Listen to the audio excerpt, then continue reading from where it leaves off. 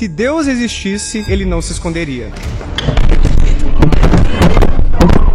Ele acreditava que o fim dos tempos estava prestes a acontecer. E é um exemplo de profecia dele que não se cumpriu. E é uma das profecias mais importantes, talvez, de Jesus, porque muitos de vocês desta geração testemunharão tudo isto que estou dizendo aqui e não aconteceu. E a gente está há mais de 2000 anos esperando essa profecia. Como é que a gente encontra Deus no final das contas? Tem tantos ateus por aí, tantas pessoas buscando um contato com essa divindade e ela não se apresenta. O criador desse relógio não existe. Porque eu não tô vendo ele, mas tá aqui a prova. O ser humano é a maior prova da existência de Deus. Se o inferno não existisse, a conotação de Deus não poderia ser bom e a presença dele constante no homem. Então se Cristo chega e fala assim, ó, a partir de agora acabou a escravidão, o Império Romano tinha matado ele muito antes, ele não tinha nem conseguido terminar o ministério dele. Se eu começar a flutuar aqui, eu me converto, hein? Meu nome é Daniel Gontijo, sou graduado em Psicologia, doutor em Neurociências, fundador do Instituto Ponto Azul e ateu roxo. Tô aqui hoje cercado por 30 cristãos. É basicamente Daniel na Cova dos Leões, versão moderna, ateísta. E acho que vai ser massa. E o primeiro tema é: se Deus existisse, ele não se esconderia.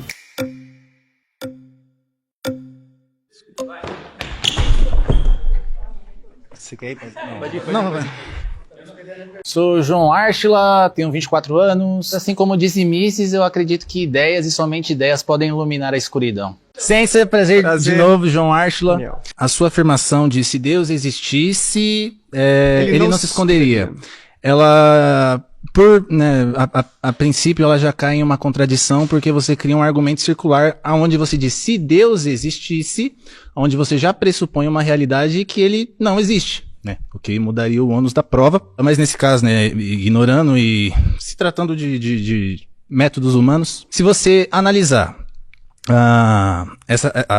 essa premissa e considerar que Deus é uma supermatéria que deixa rastros que podem ser encontrados cientificamente para comprovar a sua existência, ela é, né, como é uma coisa circular, ela mesma se contradiz. Por quê? Se você assumir a priori, né, o que vem antes, as definições filosóficas de Deus, a questão de transcendental, imaterial, infinito e etc e tal, então seria realmente uma questão impossível.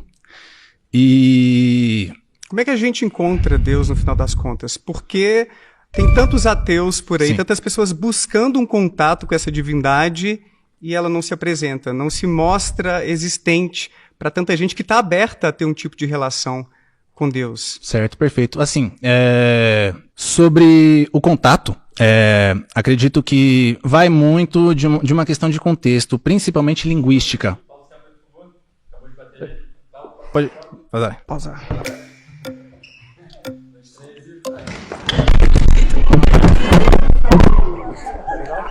Legal. Foi um dilúvio aqui, galera. Pera aí. O batismo, né? Isso é a vontade deles de me converterem, olha só. Meu nome é Josias Robson Silva Negreiros. O Daniel, ele é uma referência que eu conheço nesse sentido e será interessante trocar essa ideia com ele, até porque eu sou cristão e acredito que tem muita coisa que, se ele ouvir de mim, vai fazer sentido para ele. É simples. Prazer, Josias. Bom, a afirmação, ele começou bem, só que ele rosca no argumento. Eu acho que você não procura entendimento cristão, porque eu nem acredito que você seja ateu de fato. Eu acredito que você tem problema contra o cristianismo. Contra o cristianismo. Vamos lá, deixa eu colocar meu argumento. Tá. Existem 8,3 bilhões de pessoas no planeta. Você sabe quantos ateus existem no planeta? Quantos cristãos você sabe? Porque cerca de 700 milhões de ateus. E cristão, você sabe? 2,3 bilhões, mais ou menos, 30%, perto disso. Perfeito. Então a gente está falando que, tirando os ateus, as outras pessoas, os 93% acreditam numa divindade. Essa divindade ela pode vir naturalmente, né? Porque os povos originários, eles acreditavam em Deus.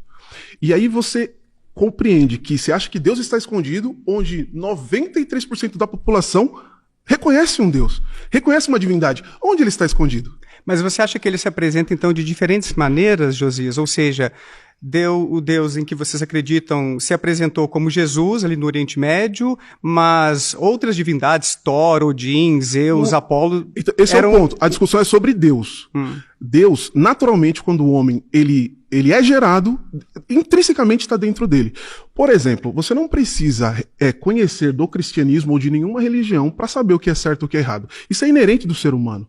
Quando eu falo para você que o argumento de um ateu, de ser ateu, propriamente ele cai porque a população mundial reconhece que existe uma divindade, reconhece que existe um Deus. Ele pode estar escondido para você porque você não quer ir para ele, mas ele não está escondido. Ele foi revelado e está revelado. Mas a maioria da população não acredita no Deus cristão. Então, o seu problema é com o cristianismo, não é contra Deus. Então você não é ateu. O seu problema está sendo contra o cristianismo. O Deus do cristianismo é o Deus dos deuses, é o Deus onipotente, onipresente, onisciente. Mas aí você incorre na falácia... Já deu... Tá. Valeu, Josias. Valeu, cara. Sentei. Meu nome é Matheus, tenho 21 anos, sou professor de filosofia. Estou aqui para o debate, pois acredito que a existência de Deus é absolutamente plausível e muito provável. Prazer. Olá, Daniel. Beleza? Prazer estar aqui conversando contigo. Prazer. O argumento é, se Deus existe, ele apareceria. Eu acredito que existe um erro lógico já aí. Porque o fato de Deus existir não incorre, logicamente, que ele tem que aparecer. Então, A, não logo B exatamente, sabe? E argumentando primeiramente um lado mais externo. Por exemplo, a gente tem o deísmo. E no deísmo a gente tem uma concepção de Deus, onde você não tem um Deus que intervém, você não tem um Deus que aparece. Sim. Ou, por exemplo, a gente voltando um pouco para Aristóteles, mais por exemplo. Mais plausível do que o Deus cristão. Peraí, antes disso. Então, quando a gente está olhando para esse Deus deísta, por exemplo, o Deus de Aristóteles é um motor imóvel. Ele só é acessado por uma intenção intelectual. Ele não aparece, né? Ele não toca a gente, ele não tem esse aparecer. Ou as ideias de Platão também, falando muito grosseiramente, ou o Uno de Plotino. Então você pode postular um primeiro princípio imóvel, você pode postular, ou pelo menos você indo um pouco na linha do Kant, mesmo que você não fale que você possa conhecer a Deus, que seria talvez até um aparecer, você tem que pelo menos pensar Deus. Porque você tem que pensar alguma coisa, não dá pra nada vir do nada, a partir do nada. Mas, Matheus, a gente está discutindo especificamente sobre o Deus cristão. Sim, que tem a propriedade, por exemplo, de ser perfeitamente amoroso, perfeitamente bom. O John Schellenberg, que desenvolveu esse argumento do ocultamento divino, ele argumenta que, sendo sumamente bom, amoroso, ele tem uma abertura para se relacionar com sua criação, com seus filhos, que somos nós. Então, tantas pessoas buscam... Eu já busquei, cara. Eu já passei por uma situação de aperto na vida, fui à igreja, já era ateu. Estava no início do meu ateísmo, há uns 20 anos, mas busquei. E não tive nenhum tipo de resposta. O Leandro Carnal, que é ateu também, ele estava no seminário, orando a Deus, tentando se comunicar, e ele falou que acabou caindo numa secura espiritual porque se percebia conversando consigo mesmo. Então existem muitas pessoas que têm uma abertura para ter essa relação com esse ser sumamente bom, amoroso, como se fosse um pai para nós, e não encontra esse tipo de resposta. Eu acho que o problema está principalmente nisso. Tá, eu entendo. Eu comecei argumentando para um lado mais externo. Quando a gente vai para a questão interna do cristianismo, eu não vejo um problema de Deus aparecer. Nós temos a revelação proposicional de Deus. Deus se revela por meio das Escrituras. Nós temos a revelação na consciência, Romanos capítulo 2. Deus se revela por meio de uma lei imutável no coração. Nós temos a revelação natural de Deus. Deus é perceptível por meio das coisas criadas, que talvez alguns argumentariam por meio do design inteligente. E a gente tem uma coisa mais espantosa no cristianismo, que é o Deus que se encarna na história, né? Deus se fazendo carne, habitando entre nós, estando entre os homens. Então é um Deus que toca, é um Deus que veio, e um Deus que se encarna na história. Se Jesus histórico, eu não estou entrando nessa questão, mas você tem um Deus relacional. Agora, nessa questão subjetiva, Deus pode ser acessado simplesmente pelo intelecto, se Deus é acessado talvez por um meio de graça. Isso aí eu argumento subjetivamente, né? Eu sigo muito a linha de Pascal. Eu acredito que você pode ir até um local com seu intelecto, mas eu acredito que em última instância é Deus que vem pela sua graça e faz isso se abrir na gente. E por que ele não faz todos nós termos essa percepção inequívoca de sua existência? Para mim esse é o ponto. Será que ele favorece alguns e não favorece outros? Porque Imagine só pessoas que nascem em outros países que não têm uma cultura cristã tão forte assim. Eles têm menos possibilidade, menos probabilidade de se converterem ao cristianismo. Você não acha, então, que existe, talvez, um desequilíbrio nisso aí? Deus não poderia ter sido um pouco mais claro ou menos regional na sua revelação por meio de Jesus? Argumentando sobre a questão, por exemplo, de Deus ter sido regional, nós temos as missões, que é uma missão muito grande do judaísmo, como também do cristianismo, a propagação do evangelho por meio dos locais. Por exemplo, eu citei aqui um pouco do argumento do Agostinho, ele estava no Oriente, né? A gente tem o apóstolo Paulo surgindo agora pelo Ocidente, pregando o evangelho também. Então a gente tem um espalhado evangelho. Deus não é, por exemplo, o fato de Deus ter encarnado no homem lá do judeu, não quer dizer que Deus foi regional, sabe? Quer dizer que Deus escolheu uma forma de começar, por meio também de uma aliança, porque o cristianismo ele não está separado do judaísmo, os dois estão em continuidade. Deus encarnou no povo judeu. E outra questão que você colocou, Deus estaria se ocultando. Mas como eu já disse, nós temos esses 4 tipos de revelações. Como que você conseguiria argumentar que Deus está se ocultando, pelo menos na revelação da consciência, na revelação natural? Como que Deus estaria se ocultando nesse sentido? Porque quando a gente contextualiza, que é o tema da nossa discussão geral, no Deus cristão, 70% da população mundial não comprou essa ideia. 70% acabou aderindo a outras religiões ou é uma população agnóstica, ateia. Então, esse problema do regionalismo, digamos assim, é um grande problema porque, no final das contas, a mensagem não foi tão eficaz assim. Muitas pessoas, mesmo ouvindo a palavra do cristianismo, por meio da TV, na internet, ou por meio de alguns tipos de missão, não necessariamente se convertem. Existe um fator social muito mais forte em diferentes culturas para determinar em qual religião, ou em qual Deus, ou em quais deuses as pessoas vão acreditar. Então, quando a gente pensa num Deus sumamente bom, que teria essa abertura para se relacionar com a gente, como se fôssemos seus filhos, querendo esse tipo de contato, uma proteção, num momento de aperto, então, uma palavra, um conforto, a gente não encontra, a não ser, talvez, as pessoas cristãs que interpretam à sua maneira esse tipo de relação em algumas circunstâncias. Então, esse é o problema. A gente está aberto para poder se relacionar, para poder conhecer. Mas como o caso do Leandro Carnal ilustra, o meu próprio caso também, eu fui cristão até os 15 anos, cara. Eu fui católico. Mas eu não tive nenhum tipo de evidência minimamente razoável de que eu estava conversando com alguém, com um ser pessoal, todo-poderoso, sumamente bom, onisciente, que poderia se relacionar comigo. Eu tenho uma pergunta, então. Então, você acredita que se Deus quisesse realmente se revelar, a gente teria, de certa forma, um mundo cristão? Porque Deus teria sido mais efetivo?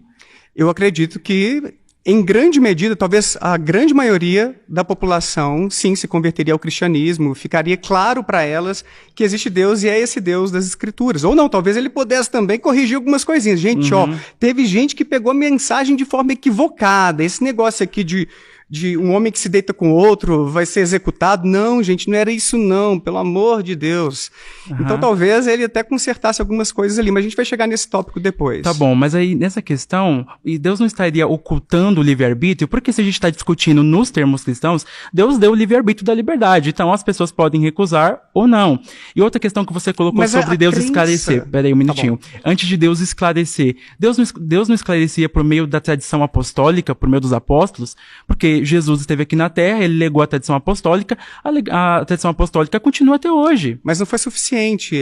Por conta da colonização, de a gente ter sido explorado, né, vamos pensar que os povos originários, que a gente é uma população predominantemente cristã. Você acha que Deus estava por trás disso? Da escravidão, de várias coisas horríveis que aconteceram por conta do colonialismo? Não sei se você acha que fazia parte dos planos dele isso.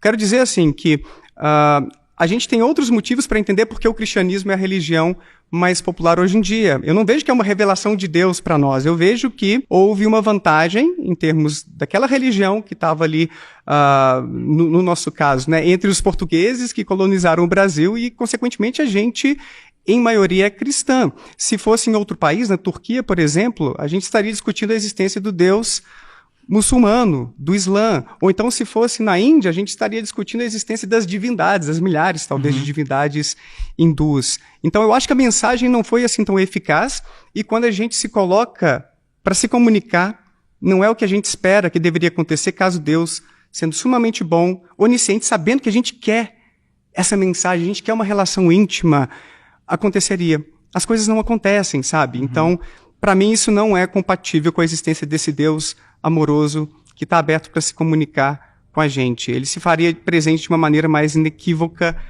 para a população mundial. Sim. Quando você fala sobre a questão do colonialismo, claro, com certeza, absolutamente, Deus não é a favor da escravidão, e eu também não sou a favor da escravidão.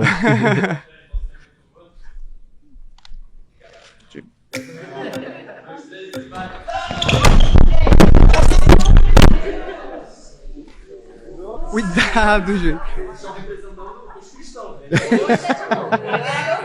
Eu topo a democracia, só que tem que ser algo combinado, entendeu? Sou Samuel Olli, tenho 31 anos, sou modelo fotográfico. Eu estou aqui por um propósito, porque além de acreditar na existência de Deus, eu sei que Ele habita em mim. Como é que você chama? Prazer. Samuel Olli. Prazer. Cara, eu acho muito simples. Deus, ele não se esconde. Eu acho que Deus, ele tá na natureza, Deus, ele tá em mim, Deus, ele tá até em você que não acredita em Deus. O fato da gente estar respirando aqui hoje, o fato da gente estar conversando, pensar, tem um Criador atrás disso tudo. Então a mesma coisa se eu falasse pra você, cara, o Criador desse relógio não existe, porque eu não tô vendo ele, mas tá aqui a prova. O ser humano é a maior prova da existência de Deus. Não adianta eu pegar aqui argumento científico, falar coisas bonitas, mas aqui eu tô vendo pra você, eu tô vendo você. A criação de Deus. Mas eu poderia dizer que a gente está numa realidade simulada e tem alienígenas superpoderosos que criaram isso tudo e dizer que estamos aqui conversando sobre alienígenas, se estivéssemos, tá? Supostamente, e dizer que isso é prova de que eles existem e tudo. Ou seja, não é porque a gente está discutindo uma questão que exista aquela entidade sobre a qual estamos discutindo. Há explicações alternativas para existirmos, para estarmos levantando a hipótese de que existe um ser criador, todo-poderoso, sumamente bom e assim por diante, entende? E outra coisa, a gente encontra versões tão distintas dessas divindades em diferentes religiões, como eu estou argumentando. Só que a gente está falando do Deus cristão, correto? Cristão. Você está debatendo com 30 cristãos. Isso. Então, a Bíblia fala, os céus proclamam a glória de Deus e o firmamento anuncia as obras de suas mãos. Se você sai lá fora, você vê o céu, tá lá a maior obra de Deus. O ser humano, a natureza, a chuva que caiu ontem em São Paulo, o vento que quase derrubou as casas em São Paulo, tudo é obra de Deus. Não adianta eu ficar usando argumento aqui, porque Deus... Não, Deus ele se revela na natureza, ele se revela em mim, se revela em você. Os alienígenas superpoderosos também. O meu coração batendo, ele se revela através do meu coração batendo. Por mais... Acabou. O segundo tema é um Deus amoroso não permitiria o mal.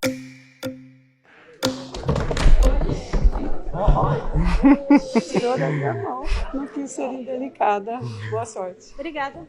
Meu nome é Roberta, eu tenho 51 anos, sou enfermeira. Eu venho debater com o ateu pelas experiências vividas dentro do ambiente intra-hospitalar que eu presenciei e até mesmo para relatar de um abuso que eu sofri e aonde eu me resgatei foi através da crença em Deus. Seu nome, como é que se chama? Meu nome é Roberta. Prazer. Certo. Você que me ajudou. Obrigado, Roberta. O que você falaria para uma criança que sofreu mal, que sofreu um abuso? Nossa, uma criança que sofreu abuso, eu tentaria, se fosse meu filho, minha filha, por exemplo... Uma criança. Sim, eu tentaria protegê-la de todo modo, tentaria ensiná-la que existem pessoas que fazem maldades por aí, levaria ela a um bom psicólogo para poder fazer um acompanhamento e, obviamente, chamaria a polícia para a pessoa que fez essa atrocidade. Eu tenho para te falar que, assim, como você disse, se um Deus é amoroso, ele não permite o mal.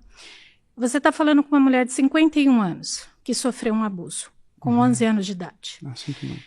Que entende hoje muita coisa que acontece, você acha que, assim, o porquê foi comigo, o porquê o mal existe. E eu tenho uma coisa para te dizer. Eu procurei terapia, eu procurei ajuda, mas tem ferida que é na alma. E foi em Deus que eu encontrei. Então, eu poderia estar falando aqui, historicamente, outras coisas, mas eu estou te falando do meu testemunho. Sim. E eu consegui, através de Deus, a sobreviver. Eu vou te falar, Daniel, não é fácil. Principalmente quando eu estou trabalhando, eu me deparo com uma criança mais uma vez vítima de abuso. Eu trabalho como enfermeira e eu já vi as desesperanças nos olhares de várias pessoas, de familiares. Pessoas que não sobreviveram. E eu falo que, assim, eu sobrevivi. E a hora que eu achei que eu estava escondida e que ninguém me via, ele me viu. Então, ele não permite o mal. São as pessoas que fazem o mal. É difícil, é desafiador. É muita coragem para estar aqui falando para você. Com certeza. Eu acredito que eu só sinto estou aqui por ele, eu vivo por ele, e eu creio que ele, assim, determina todas as coisas. Eu agradeço pela oportunidade, pelo testemunho que eu estou te dando, Sim. e eu sei que milhares de pessoas podem ter desistido de viver. Sim. Eu cheguei a quase tirar minha vida, por não ter perspectiva, mas foi nele que me resgatou. Eu Entende? sinto muito pelo que você viveu e eu não nego que a fé em Deus, o contato com uma religião pode ajudar muita gente. Eu faço pesquisa na área de psicologia da religião, então eu entendo que pode ter um impacto positivo sobre a saúde mental para muita gente, mas não é para todo mundo. Tem pessoas que passam por situações como a sua ou outras que acabam não encontrando o conforto que você encontrou. Isso é muito triste porque um pai ou uma mãe do lado de um filho que passa, ou uma filha, por uma situação de abuso ou qualquer outro tipo de crime, de coisa horrível, estaria por ali mesmo para consolar, para ensinar, para dar um apoio ou para fazer justiça também. Mas infelizmente não é o mesmo destino de todo mundo que passa por uma dor como a sua. Infelizmente muitas pessoas acabam continuando desamparadas e até colocando fim à própria vida, não encontrando na religião a solução que ainda bem você encontrou. Mas eu entendo o seu ponto e é um ponto forte, no sentido de ser útil, de ser importante para muita gente a espiritualidade, a fé em Deus. Eu não nego isso, tá? Louvável. Porque escutar isso de um ateu. Sim. Eu respeito, né, o que você está me dizendo. Acabou. Muito obrigado. Depois a gente conversa mais, viu? Sim. 1, 2, 3 e ó. Aí coloca a mão. Diz assim. Não, pô. Diz assim só. Eu coloquei a mão. Ah, mas aí é fácil.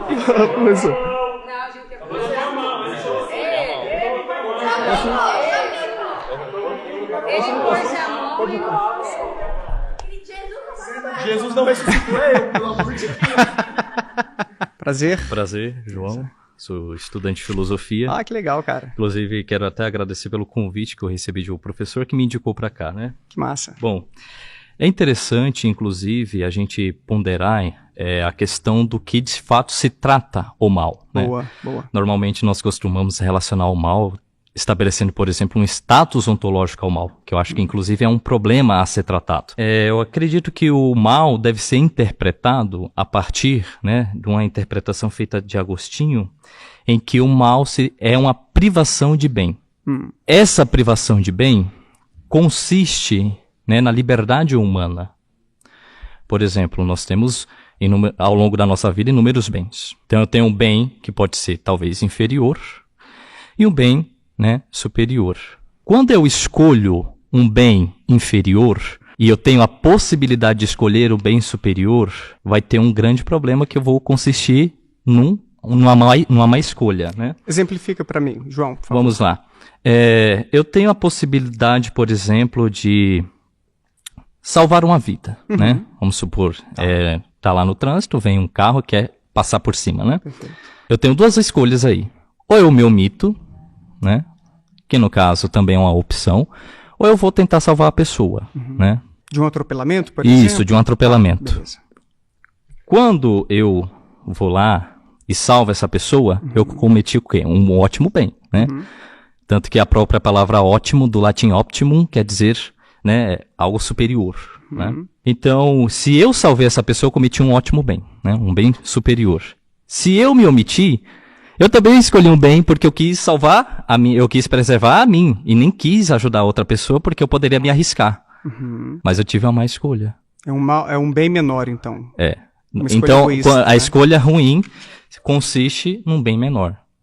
E onde está Deus aí? Deus está na totalidade das coisas. Todas as coisas foram feitas por bem, né? Tanto que isso está explícito na própria narrativa do Gênesis, né? Deus fez todas as coisas e todas as coisas foram boas. Só que nós temos a questão da liberdade, né? E Deus, como perfeitamente bom, né? Ele permite o homem a ter a sua escolha. Eu entendo o seu argumento, Sim. é interessante. As pessoas podem fazer escolhas egoístas, ruins, de forma a prejudicar terceiros. O problema, de acordo, por exemplo, com William Rowe, um filósofo, não sei se você o conhece, é que existe o mal ou o sofrimento desnecessário, inútil, injustificado. Por exemplo, uma doença que acomete um recém-nascido e ele acaba com poucos dias de vida não estando mais entre nós. Que tipo de bondade, que tipo de justificativa maior existe, por exemplo, nesse tipo de dor de um recém-nascido que não suportou aquela doença e morreu com poucos dias? Existe também vários tipos de dor ou de sofrimento no reino animal. Imagine um cervo que acaba ficando preso durante um incêndio florestal e fica por 10, 12 horas agonizando de dor até morrer. Então você encontra muito sofrimento que não se justifica quando a gente pensa nessa ideia de um Deus benevolente, todo-poderoso, que poderia evitar esses tipos de sofrimento desnecessários, até mesmo desastres naturais que não envolvem também o livre-arbítrio ou escolhas que as pessoas acabam fazendo que não são tão boas assim. Sim, eu acredito que essa objeção, né, ela deveria ter uma distinção entre aprovação e permissão, né? Uma coisa é algo ser aprovado e outra coisa é ter essa permissão, né? Porque, por exemplo, quando há aprovação, há de fato um consentimento, né? Só que, na verdade, o que acontece, né? Que é, inclusive, a pergunta que eu queria fazer, né? Para você. Se o mundo sem mal exigisse um mundo sem liberdade, você preferiria viver num universo de autônomos éticos, onde ninguém erra, mas ninguém ama de verdade? E se não, por que culpa de Deus por permitir o preço da liberdade?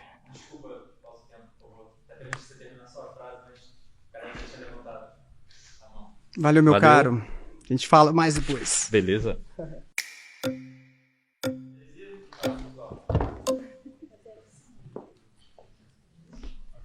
Meu nome é Débora Lucas, eu tenho 31 anos, eu sou terapeuta transpessoal e é por isso que eu estou aqui para debater com um ateu. Eu trabalho com os campos do desenvolvimento humano que vão além do que os nossos olhos podem enxergar. Então eu acho que é uma experiência inusitada e não deixa de ser transpessoal poder conversar com alguém que tem a visão de mundo tão diferente da minha. Olá, prazer. Prazer é meu, eu sou Débora. E aí, Débora, o que você acha desse tema da existência do mal, do sofrimento desnecessário? Você acha que isso é compatível com a existência de um Deus todo-poderoso, onisciente, sumamente bom? Eu acredito que a gente tem que ir para um outro lado de interpretação do Deus que você está trazendo.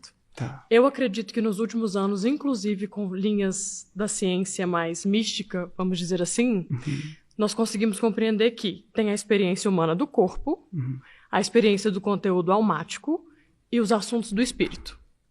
Quando nós justificamos, por exemplo, algo que é muito sofrido como um bebê nascer com uma doença e desencarnar em pouquíssimo tempo, se nós não tivermos uma base de interpretação até das escrituras, e eu sei que alguns dos meus colegas podem até discordar de mim, do que é, e todas as interpretações de cada experiência pessoal com Cristo, né, além de qualquer religião, se eu não considerar um campo prévio de informações, inclusive da família que está recebendo esse ser, a gente acaba caindo no lumpe sem sentido.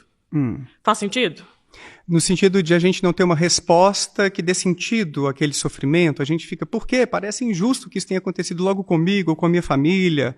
Seria também, essa busca de uma resposta e também da falta de humildade de achar que assuntos tão profundos vão ser descobertos e perceptíveis para consciências como nós ainda temos hoje na Terra. Nós temos, então, uma limitação intelectual para entender essas grandes questões morais. Não racional como acaba sendo trazido nos campos da nossa discussão. Por exemplo, quando você traz que você não encontrou Deus até os 15, eu sugeriria, e é com muito respeito mesmo para qualquer pessoa, que inclusive é o que eu faço com os meus 31, que eu precisei e tive poucas dessas experiências místicas que talvez você esteja procurando. Porque se você achar que encontrar Deus é você entrar em estado de graça e ter uma grande visão, ou um ser se materializar na sua frente, você pode até ter isso em algum sentido e nem ser um encontro com Deus assim. A percepção do que é o campo do divino em qualquer religião ou em qualquer perspectiva que não exclui a história do Cristo e a história de qualquer outra posição regional ou não, também vai trazer um pouco mais de conforto para o tempo e espaço que nós estamos vivendo de desenvolvimento da consciência humana. Quando Cristo... E vou abrir espaço, percebi que você tem alguma coisa para dizer. Quando Cristo veio aqui, no meu ponto de vista, e começou esse trabalho de ascensão da nossa consciência de novo, já que quando ele chegou e encarnou o Código Cristo, Jesus, que se fez Cristo aqui na Terra, e encarnou o Código Crístico, que é uma frequência altíssima de percepção, ele disse, sigam os meus passos e vocês ainda farão obras maiores. E até lá, família por família, ou clã por clã, história por história, tem todo um caminho de depuração da consciência para talvez justificar até as diferenças de alguém que aos 15 pode encontrar esse campo que você pode estar buscando e outra pessoa aos 80 ainda não. E não invalida a experiência da percepção do que é a vida humana e o encarnar aqui na Terra. Eu acho que você acabou indo para um tema adjacente que tem alguma relação. A gente pode falar sobre milagres depois, por exemplo, e experiências anômalas. E eu já tive, experiências anômalas. A minha bisavó já apareceu para mim depois que ela morreu, por exemplo. Eu já me vi deitado na minha cama enquanto eu meditava. Só que estudando psicologia, posteriormente neurociências, eu encontrei explicações alternativas para essas experiências incríveis que muitos acabam interpretando como milagrosas, sobrenaturais e assim por diante. Mas eu não entendi ainda o que isso tem a ver com a existência do sofrimento, porque eu não vejo uma conexão tão clara entre o que você falou e o problema que eu trouxe. Os conteúdos da alma que são corrompidos de consciência, que é o que nós estamos caminhando para chegar a tocar a frequência crística, como eu disse, pode ser que alguém veja alguém até um espírito real e realmente isso não seja configurado para essa pessoa uma experiência com Deus ou com Cristo. Mas justificaria que, dentro desse conteúdo almático, os próprios corpos densificariam experiências que vão demonstrar o quanto as consciências são corrompidas, o que não é errado. E não é nenhum sofrimento de punição, como algumas pessoas podem interpretar. Mas a gente vai para uma discussão mais profunda da experiência por si só da encarnação, não só no período de que nós estamos aqui, mas as relações entre as pessoas, o que acontece antes e depois dessa alma ter encarnado aqui, as relações e a experiência dos pais que receberam essa criança no primeiro exemplo. A gente pode ir para outro nível de interpretação do que achar que existe um Deus benevolente que está decidindo a vida dos outros, porque isso também não é real. Então, eu acho que você está dizendo que a gente só não sabe, no final das contas. Não foi o que eu quis dizer. Mas obrigado. Valeu, Débora.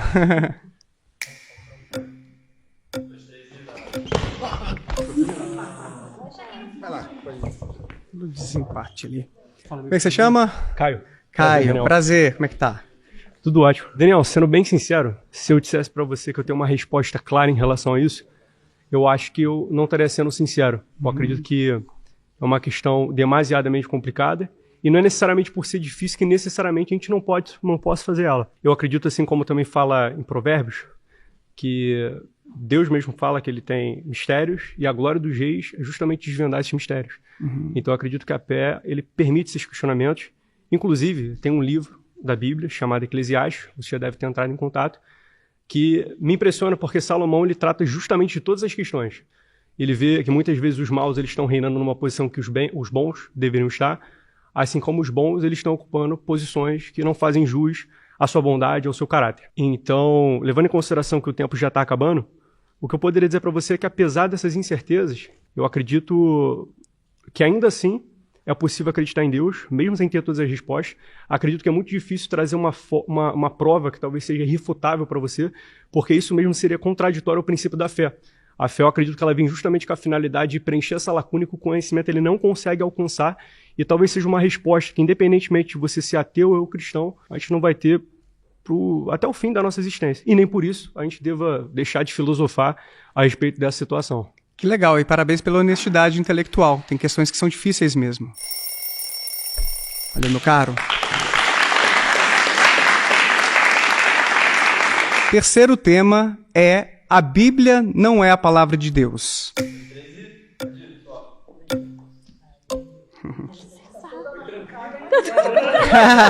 Tudo bem? Prazer, como é que você chama mesmo? Tamis, me chamo Tamis. Eu sou Tamis Mori, tenho 29 anos, cristã há 11 anos, e eu estou aqui para debater com o ateu porque eu creio que a defesa da fé é o papel de todo cristão. Tamis, isso. Prazer. Daniel, eu gostaria de começar te ouvindo. Por que a Bíblia não é a palavra de Deus? Eu acho que tem vários caminhos para a gente pensar sobre isso. Por exemplo, no meu canal, eu já recebi vários historiadores do cristianismo que explicam como as escrituras foram corrompidas ao longo do tempo, como várias passagens que estão presentes ali não estavam provavelmente nos originais, então houve muitas deturpações textuais, a ponto de, por exemplo, Bart Ehrman, um crítico textual, ter tido a sua fé balançada. Poxa, eu não posso confiar mais nas escrituras, porque no final das contas eu não sei o que os autores escreveram originalmente. Mas tem um aspecto que eu acho ainda mais importante do que esse, é que na Bíblia a gente encontra muito sangue. Tem muitos comandos divinos, para usar uma expressão do filósofo Wesley Morriston, para, por exemplo, que o povo de Israel cometesse genocídio, matasse os amalequitas, por exemplo, os cananeus, incluindo crianças. Então, quando a gente vê esses tipos de coisa, ou os homossexuais que deveriam ser executados, é tanta coisa triste que a gente encontra ali. Tudo bem que tem as coisas legais também, mas as coisas tristes e deploráveis, às vezes alguns rastros de machismo também podem ser encontrados ali, Deus legitimando a escravidão, que, cara, se Deus fosse sumamente bom, ele passaria esses tipos de comandos, ele legitimaria tanto ódio assim? Entendi. Não parece compatível. Entendi. Bom, vamos lá. O primeiro erro do cristão é entender que a Bíblia é só um livro de regras e práticas da fé. A Bíblia ela também é uma contação da história, ela também é uma narrativa. E muitos desses episódios que a gente vê de sangue, de guerras, de tomada de territórios, são episódios que a gente vê no curso da história não só relacionado ao povo bíblico. Isso está relacionado com a cultura inserida em si.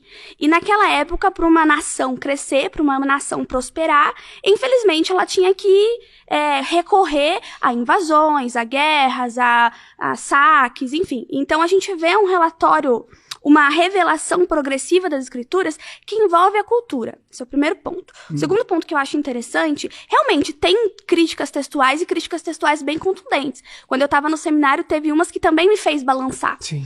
Mas quando você vai estudar sobre a crítica textual, nenhuma delas, tem mais de 5.000 críticas textuais, nenhuma delas interfere na essência da doutrina em si. Então você pode pegar qualquer logia de dentro da teologia, nenhuma delas é mudada ou arrastada por uma crítica textual. A gente tem várias interpretações de um único texto, e a gente pode fazer discussões teológicas em volta disso e tudo bem. Mas essas interpretações, elas não necessariamente provém dessas críticas textuais. Eu fico muito feliz que você não trouxe aquele argumento, não, porque a Bíblia foi escrita por homens. Realmente, a Bíblia foi escrita por homens. Em várias tradições, enfim, escritos, passados por escritos e tudo mais. Então, pensando nisso, houve modificação? Com certeza, claro que houve. Isso é provado cientificamente que houve. Mas não houve modificação da doutrina. E é interessante porque são muitos homens, muitos anos passaram e ela permanece viva, ela permanece atual, ela permanece eficaz nas coisas boas. É claro que a gente não vai sair invadindo o território alheio e saqueando o território alheio, isso é fato, nem apedrejando o homossexual. Mas se a gente for interpretar de acordo com a nossa cultura hoje, de acordo com a nossa realidade hoje, ela vive eficaz. Interessante você ter trazido esse ponto, porque eu nem tinha me lembrado desse argumento. Realmente, várias narrativas bíblicas foram herdadas de outras tradições. A própria narrativa sobre o dilúvio, que não seria original dos israelitas, por exemplo. Tem vários tipos de narrativa sobre dilúvio, mas eu aprendi isso recentemente com um historiador, que existem dilúvio, muitas... Jonas também. Várias influências sobre céu e inferno, sobre reencarnação. O cristianismo não propôs tantas coisas originais assim. Não estou desmerecendo as coisas legais do cristianismo, porque eu sei que existem, por exemplo, amar o próximo, tem coisas bacanas ali, mas não quer dizer que seja original. A gente encontra vários comandos amorosos assim no hinduísmo, que talvez seja a religião mais antiga do mundo ainda existente. Isso a teologia chama de graça comum. Graça comum. Como criações de Deus, como imagem e semelhança de Deus, Deus passou atributos Deus tem atributos incomunicáveis e atributos comunicáveis que ele passou pro homem. E isso é todo homem, seja o hindu, seja o japonês, seja o índio, seja o brasileiro, seja o estuprador. Ele tem aspectos que a graça comum se manifesta nele. Legal. Agora, eu queria voltar num ponto que você trouxe, que eu achei bem interessante, e e ao mesmo tempo problemático. Você disse assim, a gente fica com as partes boas e deixa pra trás as partes ruins, não é assim, não? Não, a gente não tira as partes ruins de forma alguma, a gente entende elas. Mas como é que você diferencia aquilo que fazia sentido lá atrás e o que a gente tem que aplicar agora? Por exemplo, a questão da homofobia, que infelizmente a gente vê mais entre os cristãos por conta de passagens bíblicas no Antigo e no Novo Testamento, testamentos que legitimam esse tipo, pelo menos, se não tratar mal, pelo menos a ideia de que a pessoa está em pecado, que já é muito ruim, porque os LGBT sofrem muito com a ideia de que eles estão fazendo algo abominável aos olhos de Deus. Isso é muito triste. Posso dar um exemplo mais real? Como é que você diferencia, então? Por que a questão da sexualidade, quando a gente pensa nos LGBTs, não foi deixada para trás, gente? Não, isso aí é de outro tempo, agora a gente tem que ter um olhar mais amoroso e Deus não é mais LGBT-fóbico. Perfeito. A gente pode estender aqui a discussão do LGBT, não tem problema nenhum com isso. Mas a gente vê no curso da Palavra de Deus que algumas regras, algumas normas foram instituídas para que a humanidade como é que eu vou dizer? Para que a humanidade crescesse, para que a humanidade tivesse êxito no seu crescimento. E eu creio que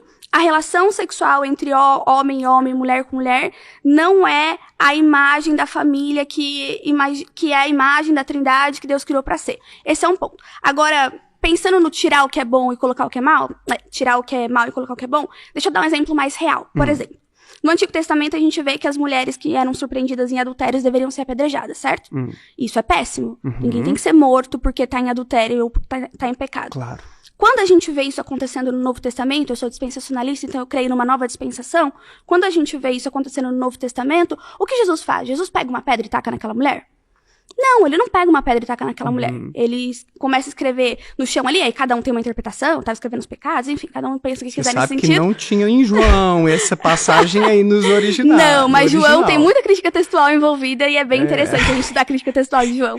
Enfim, mas quando a gente vê, por exemplo, a mulher não sendo apedrejada nesse sentido, é Jesus mostrando que o que aconteceu no Velho Testamento estava muito mais ligado à ânsia do coração do homem do que do ensinamento do próprio Deus. Por exemplo, quando a gente vê uma mulher, e esse está nos 4 evangelhos, uma mulher entrando e quebrando um vidro de perfume nos pés de Cristo e secando com seus cabelos. Uma mulher não poderia acessar aquele lugar.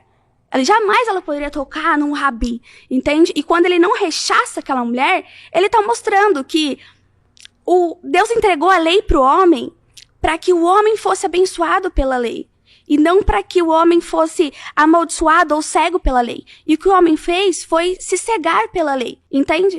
E quando a gente pensa nas partes ruins da Bíblia, muitas delas eram narrativas, a gente vê isso em Juízes, muito no Antigo Testamento. O Antigo Testamento é bem sangrento, a gente vê muito em Juízes, mas todo o Antigo Testamento, ele aponta para as profecias do Cristo vindouro.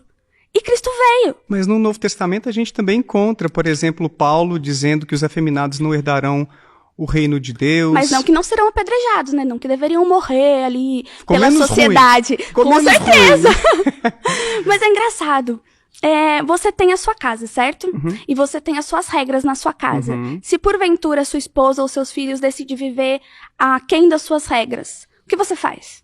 A gente conversa para entrar em acordo sobre que regras vão reger melhor o nosso lar, de forma que a gente maximize o bem-estar da nossa família. Mas eu não sei como maximizar o bem-estar. Por exemplo, Jesus teve a chance de dar um grande sermão contra a escravidão quando o centurião romano foi pedir que ele curasse o seu servo, o seu escravo. E em vez de fazer um sermão contra a escravidão, Jesus curou esse servo, esse escravo. Interessante. E o próprio Paulo também, quando ele escreve a Filemon, não aconteceu de ele falar, olha, não faça mais escravos, não compre, liberte todos os seus escravos. Ele só pediu para, receba o Onésimo, mas assim, como um irmão em Cristo, com mais... É muito legal essa passagem que Jesus cura o escravo, porque isso demonstra que muitas pessoas falam que o evangelho é elitizado, né? Isso demonstra que não. Jesus estava se estendendo a todos. Mas quando a gente lê sobre escravo no Novo Testamento, a gente tende a pensar na escravidão como aconteceu no Brasil. Porque ainda é muito recente na nossa história. E quando a gente estuda o original e estuda ali o que era escravo naquela época, claro que tinha escravos de guerra, prisioneiros por etnia. Israel mesmo foi escravizado por muito tempo, os judeus foram escravizados por muito tempo. Então, ok. Mas no Novo Testamento, quando a gente fala de escravo, nós temos escravo, a palavra escravo para pessoas que estavam em dívida e estavam pagando suas dívidas trabalhando. Enfim, tem N interpretações de escravos ali. Mas você concorda comigo que não é uma relação trabalhista muito digna, equilibrada, não, justa? Perfeitamente. Até porque os senhores podiam bater nos seus escravos. A gente tem texto bíblico que dá a entender que não. Tanto que eles tem uma não regra. tinham essa autoridade. Porque da mesma forma que fala escravos se submetam aos seus senhores, fala senhores respeitem os seus escravos. Então, assim, era uma estrutura econômica da época. Eu não estou dizendo que era uma estrutura certa. Não estou dizendo que era uma estrutura justa ou digna. Tem muitas coisas na Bíblia que quando a gente entende na história, a gente percebe que era indigna. A poligamia é uma, enfim, tem tantas outras coisas. E a escravidão é uma delas. Agora, o fato de Cristo não ter pregado veementemente a escravidão, mas ter ido lá e curado um escravo, mostra para o Senhor que a salvação estende inclusive aquele escravo. Ele coloca o escravo na mesma posição do Senhor. Ele é tão digno quanto você. Isso é uma forma de pregar contra a escravidão também. Eu não sei como isso ajudaria a acabar com a escravidão. É bacana, tipo, tá tratando bem e tudo, é uma pessoa digna, merece. Não, é mais do que tratando bem. Sim, curando. Ele tá igualando o posicionamento. Mas igualar não significaria vocês vão ter a mesma relação, pessoas sem uma hierarquia tão abusiva como acontecia ali? Isso vai além do propósito de Jesus. Porque quando a gente olha para a escravidão, e gente, eu não estou aqui apoiando a escravidão, tá bom? Mas quando a gente olha a escravidão, é uma estrutura econômica. Então você não quebra a escravidão só com um sermão. Você precisa colocar uma estrutura econômica por trás para aquela sociedade não ruir, para aquela sociedade não morrer nem de fome e parar a sua produção. Então, se Cristo chega e fala assim, ó, a partir de agora acabou a escravidão, o Império Romano tinha matado ele muito antes, ele não tinha nem conseguido terminar o ministério dele, entende? Então, quando a gente olha para Cristo, ele não veio aqui para botar regra no mundo e dizer como o mundo tem que ser. Essa não foi a proposta de Jesus. É por isso que ele não falou contra a escravidão, é por isso que ele não falou... Pouquíssimo se falou contra a pedofilia, pouquíssimo se falou contra o estupro, pouquíssimo se falou contra esses temas sensíveis da sociedade, porque não era papel de Cristo aqui. Cristo veio para estender a salvação. Agora, a gente poderia ter encontrado, mesmo que, vou partir do seu pressuposto de que era necessária a escravidão e outros tipos de coisas horríveis que existiram lá atrás e que houve algum tipo de legitimação por parte dos israelitas. Não era necessário.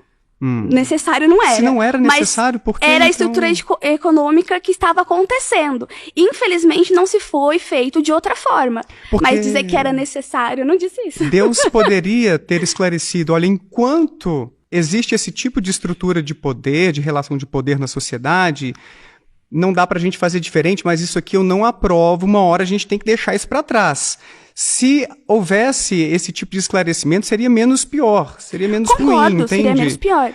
Porque não parece que... Mas seria menos autêntico também para a humanidade. Como assim? Como nesse debate. O diretor falou assim, olha, vocês decidem a dinâmica. Eu tô aqui, criei o ambiente, tô dando recurso. Agora a dinâmica vocês decidem. Porque ele quer autenticidade. E Deus é a mesma coisa, Deus não criou robôs. Ele não criou criaturas programadas para seguir a palavra dele, assim, assado, o mestre mandou e a gente obedece. Ele quer autenticidade, porque a autenticidade é um atributo de Deus.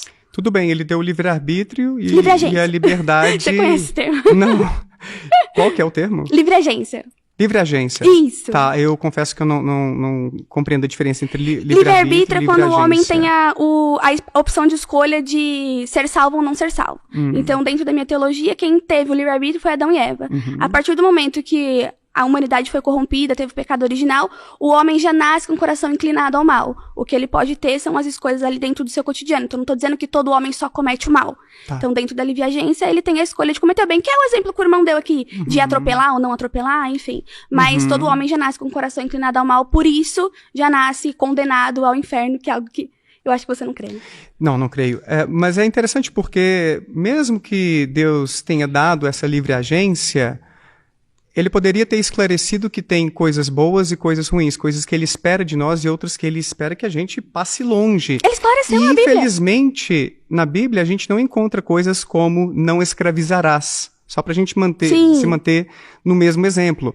O que, para mim, evidencia que a Bíblia é um livro datado, de um povo que escreveu conforme as suas demandas, suas dificuldades de vida, seus desafios, suas esperanças.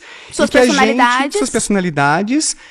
num contexto histórico, político, e que a gente está tentando transportar aquilo para os dias de hoje, e, infelizmente, muita coisa já não cabe. E aí a gente fica tentando fazer a exegese para, poxa, vamos tentar manter aqui o essencial para o cristianismo não ruir de vez. É por isso, não, ruir não, é por isso que o dispensacionalismo responde isso. E a progressão da revelação também. Não estou dizendo que a gente tem que atualizar a Bíblia, mas a gente precisa entender o contexto histórico daquele texto e o que a gente pode extrair de lição daquele texto no Antigo Testamento. O Novo Testamento é mais próximo de nós, então é mais fácil a gente fazer esse exercício. Mas entendendo a cultura, a dispensação de cada época, é necessário fazer esse exercício de olhar para o texto e entender o que de princípio está nascendo ali. E não tem princípio mal. Realmente, a Bíblia não diz não escravizarás. Mas também não diz escravize e bata no seu escravo. Mas entende? Deus legitimou a punição. Tá bom. Obrigada, foi um prazer. Muito bom, obrigado. Muito bom. Quarto tema: se o inferno existe, Deus é injusto.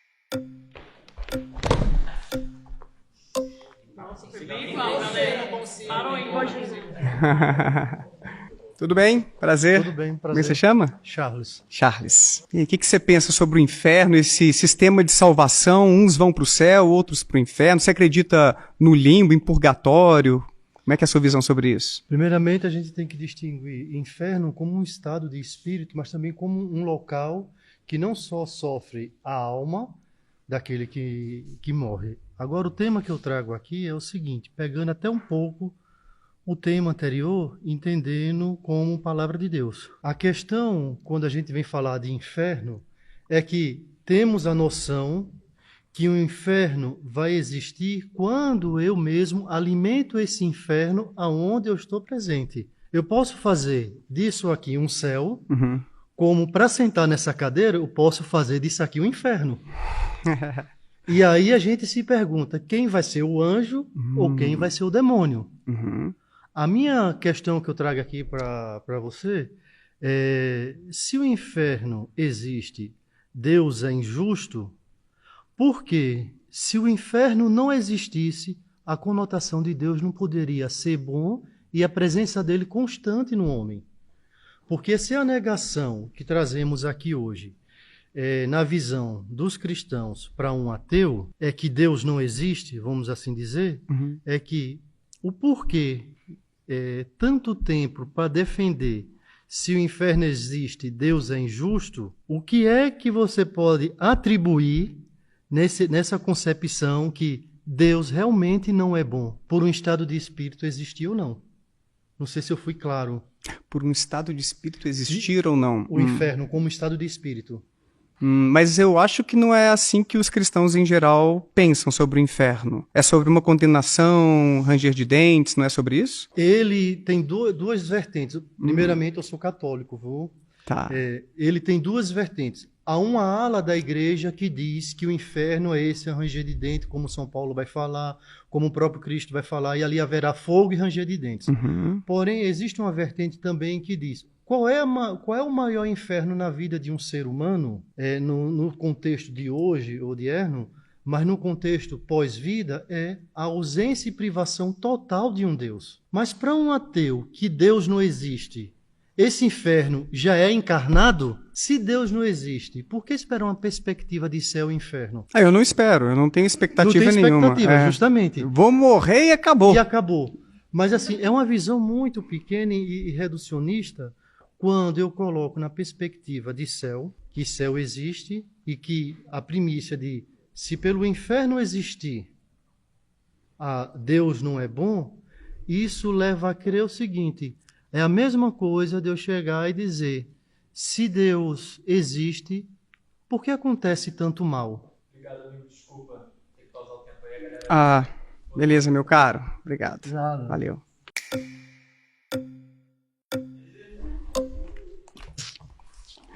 Olá! Meu nome é Graziela Gonçalves, tenho 44 anos. Eu vim aqui para debater com um ateu. Vou provar pela física quântica e racionalidade que a injustiça planetária existe sim e ela é justa. Quem não acredita em Deus, que espere. Tudo bem, Daniel? Você chama? Graziela. Graziela. Já sentei aí do seu Prazer. lado. Que legal. E hoje sento desse lado aqui. Que bacana. Tive que sentir através de experiências científicas. 3 trilhões de planetas já catalogados pela NASA. Minha casa tem muitas moradas. Positivo e negativo dos elétrons e prótons, já desde o átomo. E quem criou o Big Bang não foi o homem que só copia. É uma força criadora que cria. A partir daí, eu fui sentindo mais racionalmente, como vocês são inteligentíssimos, e a gente tem que ir na parte racional. Porque o emocional, o psicológico, o emotivo, a gente vai quando está na dor. Tá. Eu tive que descobrir esse Deus com amor. E a parte negativa tem que existir, porque é a falta do amor e da luz, não é realmente o negativo. E eu quis trazer esse ponto do se sentir mal, que é aquela moralidade, que vocês são éticos pra caramba, até mais do que muitas dessas 1000 religiões. Vocês trazem aquela consciência. Eu fiz, não deveria ter feito. Essa parte negativa dos pensamentos que vão acoplando.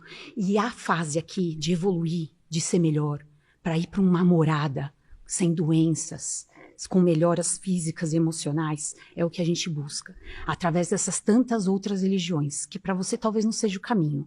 Mas a fenda dupla, por exemplo, de Elo Couto, não explica alguma coisa para você sobre o vácuo quântico e esse Deus que não é persona, existir de verdade? Olha, eu acho que muitas vezes a gente encontra pessoas tentando trazer a ciência para se comunicar com a religião. A princípio eu não vejo um problema nesse tipo de conciliação. A própria Igreja Católica reconhece a teoria da evolução, por exemplo, que eu acho uma grande evolução do ponto de vista intelectual de um grupo religioso, mas às vezes fazem conexões que não têm muito a ver. Então, existem pessoas que criticam muito essa tentativa de levar a física quântica para os assuntos da espiritualidade, da religião. Estão achando que estão fazendo conexões, sendo que as coisas não fazem... São pessoas melhores, né, Daniel? Muito sentido. São pessoas melhores, as religiosas, nesse sentido de querer ser melhor, evitar talvez esse inferno e ir buscar essa salvação através do céu. Através desses tantos mestres que vieram. Valeu!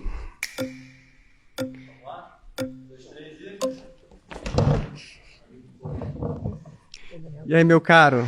Meu nome é Nick, eu tenho 35 anos e estou aqui no debate para defender a minha fé, defender o nosso Deus, defender tudo aquilo que eu creio, o Evangelho. Como é que você chama mesmo? Prazer, meu nome é Nick. Nick. Sou o marido da Tamis. Ah, sim, legal. A afirmativa foi se Deus é bom porque o inferno existe, né? Eu queria entender sobre o que é para você... Se é justo. Se é justo, né? O que você entende como justo? Legal, acho que essa é uma pergunta muito importante. Suponha, e aqui eu vou usar alguns exemplos, por exemplo, de autores como o Richard Schoenig, que você tem um professor que vai aplicar a prova numa turma de 30 alunos e ele arbitrariamente decide que 1/3 desses alunos aqui, 10 pessoas, independentemente se fizerem ou não a prova, ou independentemente do desempenho, eles vão tirar nota máxima. E 70% desses alunos vão acabar, no final das contas, tendo dificuldades, porque para passar de ano ou ter uma nota boa, eles vão ter que ralar, vão ter que estudar, enfim. Você acha que esse professor estaria sendo justo em seu critério para avaliar esses alunos? Ou você acha que ele estaria sendo meio injusto? Porque o ponto que autores como Richard Schoenig colocam é que nem todas as pessoas têm a mesma oportunidade para poder ganhar o ticket para o reino de Deus ou acabar sendo condenado a um sofrimento eterno ou a destruição, dependendo da perspectiva teológica que eu sei que varia. Então, eu não sei, por exemplo, o que você pensa de crianças ou bebês, né, que acabam não sobrevivendo, se eles vão para o céu, para o inferno, se vão para um limbo, alguma coisa assim, só para a gente começar a conversa. Assim, eu acho que eu não vi você respondendo ainda o que seria o justo, tá? Mas pensando assim que justiça, né, para mim ela tem um valor moral e maior. Então eu tenho uma referência para eu entender o que é justo, o que é amor. Eu preciso ter uma referência. Porque se eu não tiver uma referência de algo maior, parece que justiça é só uma opinião. Por quê? Porque um cara que foi criado num estado mais da miséria e outro que foi criado num outro estado da riqueza, eles têm pensamentos diferentes sobre justiça. Entendeu? Então, o que pode ser justo para você pode ser injusto para mim. Entendeu? Por quê? Porque daí começa a ter uma dicotomia na justiça. E fica muito estranho isso, porque... Por isso que eu tentei te ilustrar, só para tentar te definir melhor então. A ideia de que pessoas, por exemplo, um grupo de 30 alunos, teriam o mesmo interesse em mandar bem na prova e aquele agente ali, o professor, acaba aplicando critérios diferentes de forma que torna desigual. Então, elas não têm a mesma oportunidade. Existe um desequilíbrio na forma de tratar pessoas que têm interesses comuns. Aqui eu estou ilustrando um tipo de injustiça que eu vejo nesse esquema de salvação do cristianismo. É que eu não vejo Deus limitando a sua presença, né? Então, em Romanos 1, 19 e 20, vai falar que ele se revela pelas coisas naturais, pelas coisas criadas, não criadas, visíveis e invisíveis. Então, se você olha para a natureza, olha para o céu, olha para as coisas criadas, para o ser humano, você naturalmente já pensa, tem algum criador sobre isso. Não é natural que isso aconteça. Agora, voltando ao tema, que seria, se Deus é justo, por que vai para o inferno, né? Eu creio que assim, você acabou de falar no outro tema, que seria ruim uma criança ser estuprada, uma criança ser morta por alguém, por um pai, por uma mãe. Então, o que está acontecendo ali na criação do inferno é Deus estabelecendo a sua justiça. A justiça sobre as coisas que foram colocadas contra a sua vontade, entendeu? Então o inferno não é aquele negócio que eu penso, tipo, é o Satanás que tá lá com o tridente lá cutucando todo mundo, né? Não é isso. É Deus estabelecendo a sua justiça. Quem criou o inferno? O próprio Senhor. O Senhor estabeleceu o inferno, ele tem autoridade sobre aquilo. Ele que vai prender Satanás. Na escatologia, você vai estudar um pouco, você percebe que quem vai dominar sobre tudo, sobre todas as coisas, vai prender Satanás, é o próprio Senhor. Então, ele está sendo justo, tanto de prender o mal, de condenar o mal e mostrar que as pessoas que foram más, elas agora vão sofrer aquilo que deveriam. E por que o mundo todo não conhece? O mundo todo tem a percepção de que há uma possibilidade de conhecer. Se você ouvir histórias de missionários, por exemplo, tem lugares que eles chegam em tribos indígenas, aquela tribo toda já está evangelizada, porque de alguma forma eles tiveram um encontro com Cristo, entendeu? Mas a gente tem 70% da população hoje não cristã, então a maior parte das pessoas, de acordo com pelo menos um tipo de perspectiva popular entre os cristãos, vai acabar indo para o inferno. Então Deus não dá as mesmas condições para que as pessoas o conheçam, se convertam ao cristianismo. A gente tem até mesmo variantes genéticas ou certas influências genéticas por trás da propensão da pessoa a se tornar mais ou menos religiosa. A gente tem, então, nessa perspectiva social, cultural, uma probabilidade grandíssima de que alguém que nasce na Turquia se torne muçulmana, por exemplo, ou na Índia se torne hinduísta. Então, não são as mesmas oportunidades. Logo, eu não vejo justiça nesse esquema de salvação preconizado pelo cristianismo. Porque você está estabelecendo a justiça de Deus dentro da sua própria justiça. O que seria justo para Deus, porque então? O que é justo para Deus, a nossa justiça ela é corrompida. Por quê? Porque, como eu falei para você, as criações, diferem pra gente o que é justo e injusto. Para você, de repente, disciplinar um filho é justo. Para mim seria injusto. Entendeu? Para você, de repente... Batendo, você diz. Disciplinar, seja pondo de castigo, de alguma forma. Para você seria justo e para mim injusto. Você fazer, dividir aquilo que você conquistou, de repente para você é justo. Para mim seria injusto, porque foi eu que conquistei. Entendeu? Então, quando eu começo a me basear sobre a minha própria justiça para julgar Deus, não seria confiável. Porque para eu julgar Deus, eu preciso conhecer a Deus. Eu preciso ler a sua palavra e entender qual é a forma que ele funciona. E como isso acontece? Por meio de relacionamento. E como você quer julgar alguém que você nem tem relacionamento? O que acontece é que a luz, ela se faz presente. O problema é que algumas pessoas se negam a enxergar. Mas aí a gente volta naquele primeiro tema. Várias pessoas tentaram enxergar essa luz, não ficaram fugindo da luz.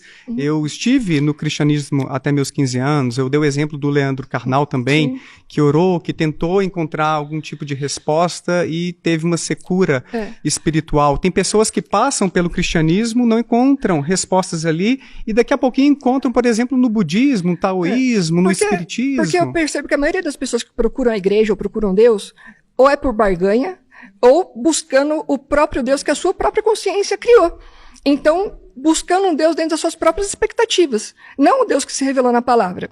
Então, as pessoas têm preguiça de ler a Bíblia. Quantas pessoas são manipuladas pelos pastores hoje em dia? Muitas, entendeu? E eu não acho isso certo. É um problema Por quê? sério. Porque o brasileiro e a maioria das pessoas não tem o costume de ler. de ter leitura. E a leitura da palavra te mostra realmente quem é esse Deus, quem é essa justiça de Deus.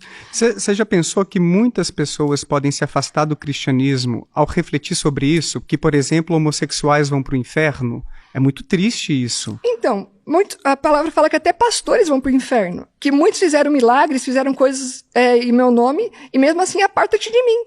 Não é uma exclusividade do homossexual. É uma exclusividade daquele que não serviu com o coração íntegro ao Senhor. Aquele que não recebeu Jesus como o verdadeiro salvador de sua vida. Então não tem a ver só o homossexual. Tem a ver com aquele que não reconhece realmente em seu coração Jesus como seu salvador. E tem ele como seu Senhor de sua vida. As pessoas vivem hoje sendo os próprios senhores de sua vida, não dependente da palavra e seguindo os caminhos que Deus propôs para a vida delas. Como você ia se sentir se você tivesse um filho com a Tamis. Temos 3. Com a Tamis, vamos supor, cenário ruim, mas só suposição. E aí você tem um novo filho e vocês se divorciam e esse filho acaba sendo criado por uma família, vamos supor uma coisa bem assim, de uma outra religião, de forma que ele se converte para aquela outra religião, porque ela arruma outro marido lá na frente que é hinduísta, por exemplo, e ele acaba se convertendo. Você acha que... Como é que você ficaria com isso, cara? E 70% da humanidade. Sim. É muita gente. Cara, eu creio que Deus... Tenta imaginar que se fosse com você, sabe, com um filho seu. Eu creio que Deus é soberano e ele não perdeu o controle da história. Então, no tempo oportuno e no momento certo, Deus vai se revelar a esse coração se for da vontade dele. Por quê?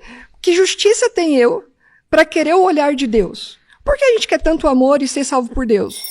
Qual é a necessidade disso? Olha, meu cara.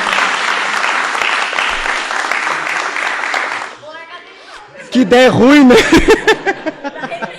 O quinto tema é milagres não existem.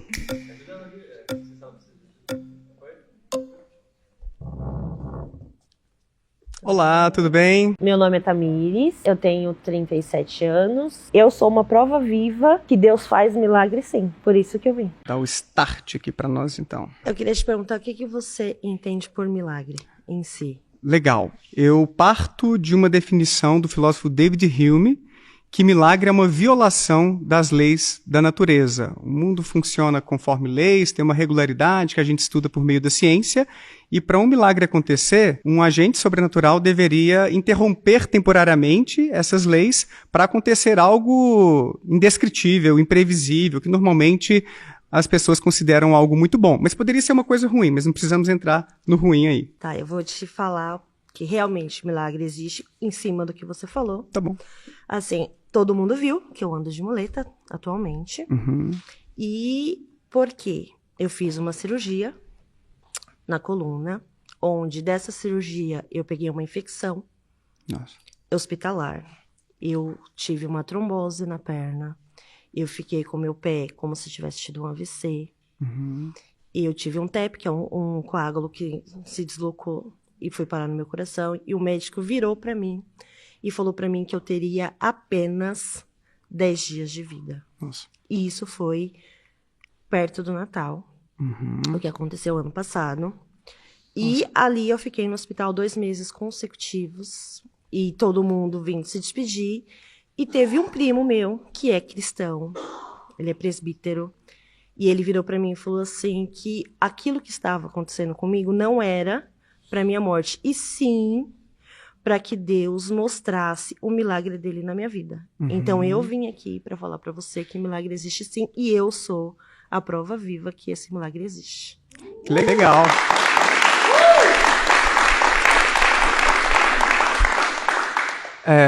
Que bom que você está aqui entre nós, eu acho que isso é uma coisa incrível, você ter a expectativa de que não vai passar de 10 dias e melhorar. Então, assim, que bom. E sinto muito pelo que passou, por toda a dificuldade. Mas, com todo respeito, se me permitir refletir sobre a sua história, ou eu posso pegar outras paralelas. Pode ser a minha mesmo. Tá bom. Por qual caminho um cético normalmente vai, quando a gente está diante das alegações sobre milagres? A gente vai para a possibilidade de existir uma explicação alternativa àquilo que aconteceu. Então, por exemplo, a Igreja Católica entende que existem milagres sobre os corpos de santos, que seriam os corpos incorruptos ou incorruptíveis. Não sei se você conhece esse tipo de ideia. Mais ou menos. Hoje a gente tem explicações sobre, por exemplo, umidade, oxigenação, temperatura de sepulcros que podem preservar mais os corpos de forma que eles não entram em estado de putrefação, decomposição tão rapidamente assim. Foi feita pesquisa sobre isso e tudo. Tem várias explicações a respeito disso. Então, às vezes, existe uma explicação naturalista para um fenômeno incomum. E na medicina, na psicologia, em várias áreas da saúde, a gente encontra essas irregularidades, ou pelo menos esses eventos que a gente prevê e que não dão tão certo assim. Vou te dar um exemplo da psicologia, que eu li um estudo recentemente, mostrando que muitos psicólogos preveem incorretamente a evolução clínica dos seus pacientes. Nós temos dados a respeito disso. Na medicina, tem um estudo que já encontrou uma alta taxa de falsos positivos para o caso de câncer. Ou seja, nem sempre que um médico diagnostica câncer, aquele diagnóstico é certeiro. Então não quer dizer que esse médico tenha te dado 10 dias de vida que ele estivesse com a razão. Pode ser que ele tenha diagnosticado mal, cometido algum erro naquele processo de avaliação, de forma que você teve uma grande surpresa, você, sua família, seus familiares. Então, a hipótese que eu trago é a de que houve algum tipo de erro médico na avaliação do seu caso, de forma que ele te deu um prognóstico que não era tão acertado assim. O que acontece? Para ele errar, ele deveria ter feito apenas um exame. E não foram feitos apenas um exame. Uhum. Foi feito exame de sangue, foi feito raio-x, foi feito tomografia, foi feito ressonância magnética, foi tirado até líquor da minha coluna. Sim. E todos. E assim, não foi um médico. Foi a equipe da neurologia, mais a equipe da nefrologia, mais a equipe de cardiologista. Uma equipe multi em si, que entraram como se diz, no consenso que eu não passaria. Tanto que, até hoje, porque ainda faço acompanhamento com eles, eles não sabem explicar o porquê que aquela pessoa que teria apenas 10 dias, hoje vai fazer 1 ano quase, que eu fiz a cirurgia e eu ainda estou viva. Sim. Entendeu? E assim, eu acredito muito mesmo, que não só para mim, mas para muitas pessoas que às vezes falam assim, ai, milagres não existem. Eu não sou a única pessoa que não existe, que existe como milagre de Deus, tanto como na Bíblia tem vários. Eu sei que existem casos extraordinários como o seu e que podem eventualmente desafiar algum tipo de explicação alternativa, mas erros diagnósticos existem mais do que a gente está disposto a admitir. E a ideia de Hume é a de que, mesmo Deus existindo, isso é muito interessante. Tem um filósofo que até evolui para esse tipo de ideia. Mesmo Deus existindo, ele aparentemente prefere que o mundo transcorra os eventos, os acontecimentos, sem muita interferência, porque a ideia de milagre é a de que houve uma violação pontual, não é uma coisa que acontece a cada instante, de forma que é um acontecimento extraordinário, atípico. Então, mesmo que Deus exista, a gente precisa ter muita calma, porque frequentemente as pessoas se equivocam quanto à sua interpretação daquilo que está acontecendo, e infelizmente às vezes a gente tem casos de fraudes também, mas não é o seu caso, tá? O de fraude, mas isso existe também. Então é muito mais comum que haja uma explicação natural para eventos extraordinários do que a possibilidade de ser um milagre. Eu não estou aqui, a princípio, excluindo a possibilidade de um milagre, tá? Que isso fique claro. Vocês estão ouvindo, né? Não estou excluindo a possibilidade. Então tá bom. Ó, você está conseguindo, hein? Me levar para o lado de lá. Tô brincando. Eu não excluo a possibilidade, mas eu precisaria de evidências muito fortes para poder excluir essas hipóteses alternativas que são muito mais plausíveis, porque a gente observa consistentemente as pessoas se confundindo, as pessoas mentindo a respeito, não estou dizendo que é o seu caso, tá, isso aqui, e muitas vezes as pessoas com ignorância, como é o caso dos corpos incorruptíveis da Igreja Católica. Então a gente precisaria avaliar com muita calma cada caso antes de chegar a esse tipo de conclusão. Mas eu respeito a sua interpretação, a sua crença, e estou feliz por você estar aqui hoje com a gente. Obrigada. Valeu demais.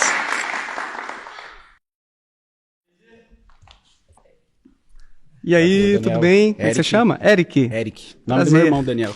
Ah, que legal. Então, assim, eu concordo muito com você, tá? Eu não concordo com 100% do que está na Bíblia. Para mim, a Bíblia são muitos livros, não é um livro só. São vários livros escritos com diferença de muitos anos. Mas a pergunta que eu tenho para você é: você acredita então que a humanidade, a vida saiu de um milagre? A vida saiu de um milagre. Da onde saiu a vida se ela não foi criada?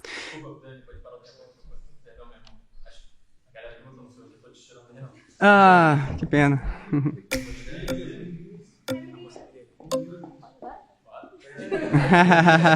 Já tentei Olá. 50 vezes. Meu nome é Caroline, tenho 29 anos e eu tô aqui porque um dia eu já tive do lado de lá. Eu já deixei de acreditar em Deus por muitos anos e assim como eu hoje acredito em Deus, sei que foi por alguma razão de alguém ter falado pra mim. Então a minha missão hoje é fazer a mesma coisa que fizeram por mim. Tudo bem, prazer. Como é que você chama? Carol. Legal. Tudo bem. Tudo jóia. Vamos lá, vou recomeçar aqui em questão desse tema, não pegando o gancho dele, mas tá bom. O que pra você diz que não acredita em milagres, Uhum. correto? Obviamente, Sim. não acredita em Deus, não acredita em milagres. Acha que pode haver a possibilidade, você já ouviu alguma história que você ficou pensando, pô, será que já fez alguma coisa que já te fez balançar? Não só de saúde, tá? Milagre, a gente entende milagre por tudo aquilo que o humano não consegue fazer. Certo. Sabe, o milagre, ele nós temos, né, Deus como algo sobrenatural. Então, automaticamente, além do que nós, seres naturais, podemos fazer, né? Tem alguma coisa que você já ouviu falar, alguma história ou de algum parente, que você ficou pensando assim, será que... Eu tenho um quadro no meu canal, na verdade a gente a gente tinha um quadro em que as pessoas entravam para desafiar a gente, com essas explicações extraordinárias e tal, e a gente retomou esse quadro, mas em vez de as pessoas entrarem ao vivo, elas mandam mensagens, a gente escolhe algumas para explicar cientificamente aquilo que seria um milagre ou um evento extraordinário. E alguns relatos realmente são difíceis de a gente pensar assim, caraca, o que aconteceu aqui? Só que, como eu estava explicando antes, é comum que as pessoas exagerem, que as pessoas mintam, que as coisas sejam distorcidas um pouquinho depois dos acontecimentos. Ainda mais quando existe uma lacuna temporal muito grande entre o que aconteceu e aquilo que está sendo relatado lá na frente. Vamos chegar na ressurreição daqui a pouquinho, gente. Telefone sem fio, né? Telefone sem fio, exatamente. Então, existe esse problema de se o relato está sendo confiável à luz dos acontecimentos. Então eu tenho que ter muita calma nessa hora. Mas eu já tive uma experiência que seria uma cura milagrosa, só para exemplificar para vocês. Eu era criança e tinha quase 20 verrugas no meu joelho esquerdo. E aqui a treino ia embora. E aí eu jogava bola, machucava, meu pai ficou com dó, me levou no benzedeiro. Não sei se vocês conhecem. Benzedeiro? Sim? Tá. E aí ele fez as suas benzeduras, pegou o terço, eu passei por dentro do terço, teve o ritual. Nossa. Exato. E depois de umas semaninhas, não sei se uma semana, 2, as verrugas foram embora. E aí, meu pai outro dia é ótimo, né? Uns 3, 4 anos, falando, Daniel, você fica todo cético aí, você já passou por uma cura espiritual, cara. O que meu pai não se lembrava é que o médico havia prescrito um remédio que eu estava borrifando nas verrugas todo dia. Esse é um tipo de explicação. São as intervenções concomitantes. Eu tenho uma tia que teve um problema no ombro, recebeu um diagnóstico ali médico, uma hipótese diagnóstica, ficou morrendo de medo de ter que fazer uma cirurgia no ombro, foi num centro espírita, passou por uma cirurgia espiritual, quando voltou lá com o resultado do exame, uai, acho que você não vai precisar passar por esse exame aqui, por essa cirurgia, não. Ela ficou super feliz e interpretou que houve uma cura miraculosa por ter passado por aquela cirurgia espiritual. Então não passou na cabeça dela o erro diagnóstico, ou que ele só levantou uma possibilidade e nem foi categórico com aquilo. Então as pessoas muitas vezes interpretam erroneamente aquilo que acontece com elas e acabam acreditando que houve um milagre. Então eu já tive muitas experiências assim, familiares meus, e eu costumo encontrar, quando eu tenho muitas informações sobre aquilo, uma explicação alternativa mais plausível. Entendo. Então, por que eu te fiz essa pergunta, tá? Como eu disse pra você, o Deus cristão, né, que é o Deus que nós estamos debatendo aqui, ele é um ser sobrenatural. Então, nenhuma pesquisa que você fizer, com todo respeito a toda a educação que você tem, que você já mostrou que você é muito inteligente, você nunca vai conseguir entender o Deus que nós servimos, a não ser que você, como diz na Bíblia, morra e nasça de novo. Entendeu? O reino de Deus é um reino de ponta cabeça. Então, pra gente entender, não adianta a gente colocar as nossas réguas, as nossas pautas, o que eu acho certo e o que eu acho errado. Até mesmo com o histórico da humanidade, né? Porque Jesus, ele veio aqui na Terra para justamente nos mostrar que tudo aquilo que a gente pensava que estava certo, está completamente errado. entendeu? Então, por mais que você busque explicações, eu tentei falar com Deus, ou eu já passei por essas experiências, não dá para limitar Deus ao nosso entendimento. O nosso entendimento ele é muito raso, ele é muito superficial. Concordo com você É por com isso que a gente precisa acessar Deus através da nossa fé. A fé, ela é o único meio de acessar Deus, porque ela é justamente aquilo que a gente não consegue provar te mostrando visualmente, mas é aquilo que você consegue acessar com o seu coração. Sabe qual é um porém sobre isso, Carol? É que a fé que vocês cristãos têm é similar à fé que pessoas de outras religiões têm, com outras concepções de mundo, com outras divindades e assim por diante. E eles também relatam experiências de milagre. E as coisas não são tão compatíveis assim. Ou Deus é único, ou existem várias divindades, por exemplo. Certo. É difícil a gente conciliar as coisas. Então, se a gente vai por esse caminho da fé, mais intuitivo, mais de coração, que você está dizendo, o muçulmano, o hinduísta, o taoísta poderiam chegar com o mesmo argumento, ou até mesmo quem acredita na mitologia nórdica, ou romana, ou grega. O Deus que nós servimos é o Deus da criação, é o Deus criador, né? É o Deus que a gente entende ali que criou terra, céu e mar e tudo que nele há, como nós, os animais. E é o Deus que enviou o seu filho, que já estava escrito que aconteceria isso. Então, na Bíblia, do início ao fim, você vai ver pessoas que tiveram fé, pessoas que não tiveram fé, mas ainda assim a palavra de Deus se cumpriu, as pessoas acreditando ou não. Então, hoje a gente está vivendo um tempo em que vai acontecer, sim, o apocalipse, vai acontecer a volta de Jesus Cristo, pessoas acreditando ou não. Então, as outras religiões, elas vêm ali como uma forma de te dar um cardápio de religião para você escolher, mas o Deus que nós servimos, ele tem uma única palavra. O Deus Criador, ele tem uma única palavra. E essa palavra dele, ela foi cumprida tanto com Jesus vindo à Terra, com a crucificação e a ressurreição de Jesus, que eu sei que vai ser o próximo tema. Exato. Mas ele vai voltar. E assim, independente do que a gente crê ou não crê, o que ele estabelece, acontece, entendeu? Então a fé, ela é volúvel, dependendo do que a pessoa crê ou que a pessoa não crê, mas as coisas que Deus, ele determina, acontece visualmente aos olhos das pessoas ou não, né? A pessoa viu Jesus ressuscitando, viu Jesus vindo à Terra, porém, elas não acreditaram. Mesmo assim, elas crucificaram ele, entendeu? E é o que acontece no dia de hoje. Eu sei que já tá acabando o tempo, mas só finalizando, tem Romanos 1:25, vai dizer que as pessoas, elas preferem acreditar na criação do que no Criador. Então, você vai olhar e você vai ver que nem deram um exemplo aqui bem no início do relógio. Você sabe que tem uma pessoa que criou esse relógio, mas você não acredita no Criador que deu inteligência para a pessoa criar esse relógio. Entendeu? Obrigado, Carol. Valeu. O sexto e último tema é Jesus nunca ressuscitou.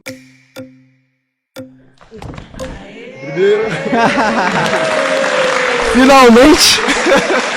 Tentando toda hora. Prazer, como é que você chama? Professor Thales Júnior. Thales Júnior. Prazer. Já lhe acompanhava. Que legal. No YouTube mesmo? Já acompanhava no YouTube. Também acompanhei um pouco do debate com o chileno. Se o chileno estiver vendo, queria também ter um dia a oportunidade de conhecê-lo. Mas vamos lá. Professor, a ressurreição de Cristo, para mim, ela é um fato. Até porque a probabilidade matemática disso ser real é muito grande. Vamos lá, acerca do Cristo, o Antigo Testamento apresenta 300 profecias para o Messias. O Novo Testamento apresenta que Jesus cumpriu entre 100 a 200 delas. Só por um cálculo, pelo matemático Stoner, não vou me recordar agora, Peter Stoner. Para ele cumprir 8 profecias, seria de 1 em 10 elevado a 17. 1 em 10 elevado a 17 é 100 quatrilhões de vezes impossível. E isso estamos falando de 8 profecias. Para que Cristo cumprisse 48 profecias, seria necessário, na matemática, que é 1 em 10 elevado a 152. Para se ter uma ideia, isto já é maior que o número de átomos no universo inteiro. Estamos falando de 48. Cristo cumpriu mais de 100. Ou seja, a probabilidade matemática disso ser um fato é muito grande.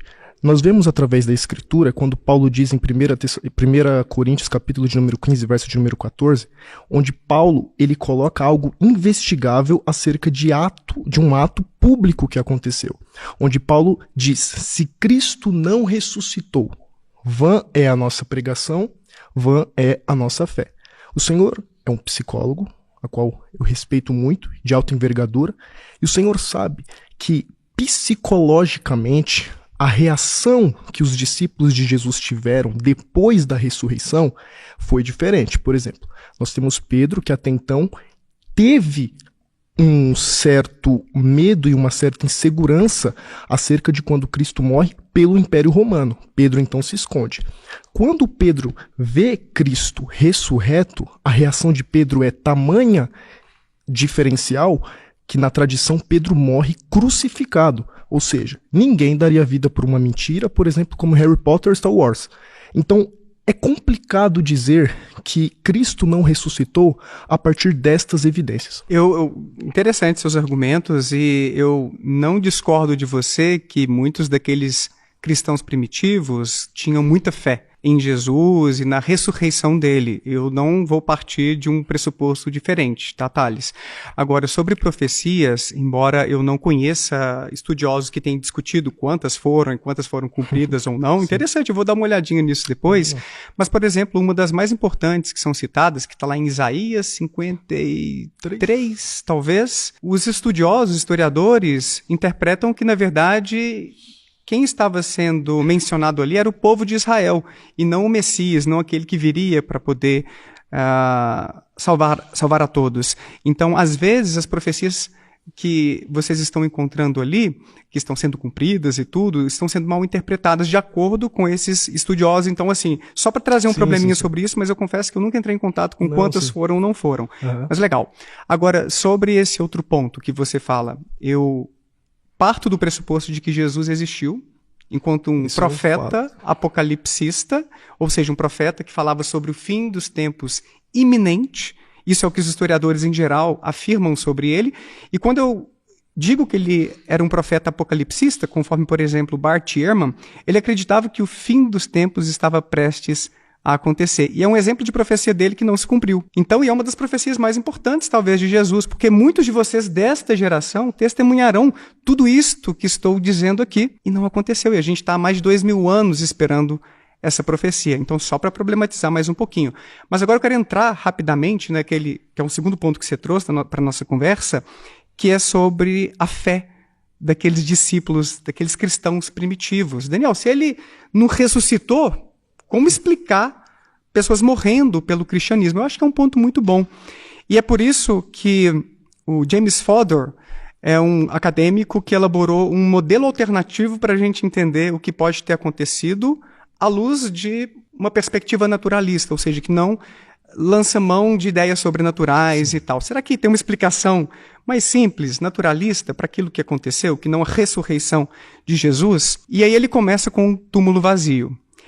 É historicamente controversa a ideia de que houve um túmulo vazio, mas eu não vou entrar nesse ponto, eu vou como o Fodor, que admitiu que isso pode ter acontecido mesmo, tá? Por exemplo, o André Chevitarese é um historiador que já colocou outras possibilidades que não Jesus ter sido sepultado ali no túmulo de José de Arimateia. Pode ter havido até mesmo um enterro num ponto diferente, os discípulos se enganaram e encontraram um túmulo vazio, por exemplo. Na questão arqueológica, fica complicado ser uma mentira, até porque mesmo o livro narrado por Lucas, que é Atos dos Apóstolos, apresenta 84 artefatos comprovados na arqueologia. Eu não estou dizendo que não pode haver erros, mas dizer que o lugar a qual estava o túmulo, que não houve uma escolta romana, seria um erro, até porque nós temos 84 artefatos comprovados na arqueologia. Matematicamente, se torna uma possibilidade impossível de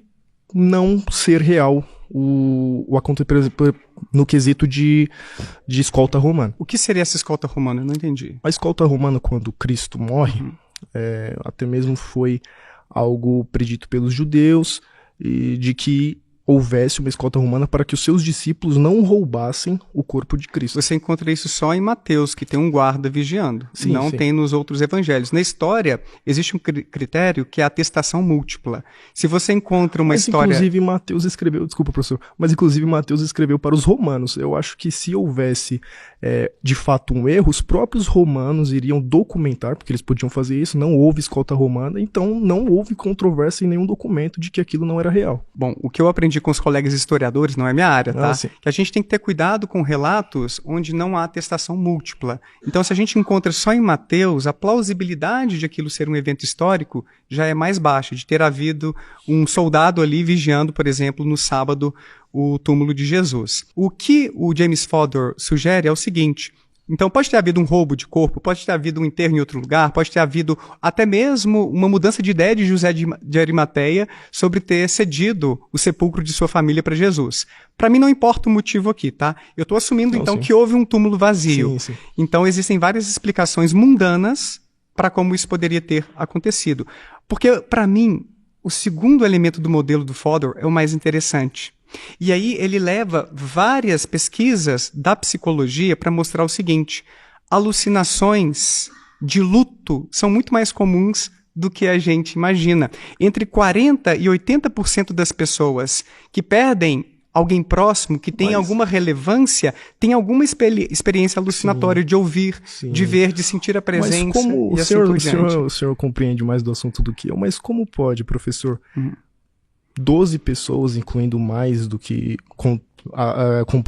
no caso, testemunharam deste fato, como pode 12 pessoas ter alucinações tão repentinas? É muito complicado essa afirmação, psicologicamente falando. O senhor compreende mais que eu, mas 12 em um conjunto ter alucinações e ainda entregarem suas vidas, sendo que anteriormente elas estavam covardes acerca daquela situação, e mudarem repentinamente, psicologicamente falando, acerca do que aconteceu a ponto de serem comidos por leões, por exemplo, no caso de Pedro ser crucificado, ao qual era o que ele temia anteriormente, torna-se complicado essa tese. Então vamos lá, eu vou trazer mais alguns elementos para o argumento para você visualizar. Um caminho que o Fodor considera mais plausível é que poucas pessoas no início tenham tido a experiência de ver Jesus depois de sua morte. Ele teria aparecido talvez para 3, 4, 5 pessoas. As pesquisas mostram que quando você está passando por um luto complicado, alguém com quem você teve um vínculo muito forte, ou uma situação de negação daquilo ali, aumenta a chance de haver uma experiência alucinatória. E sabe o que é interessante também? Você contando aquela experiência para outra pessoa, ela pode acabar sendo influenciada e tendo uma experiência alucinatória também.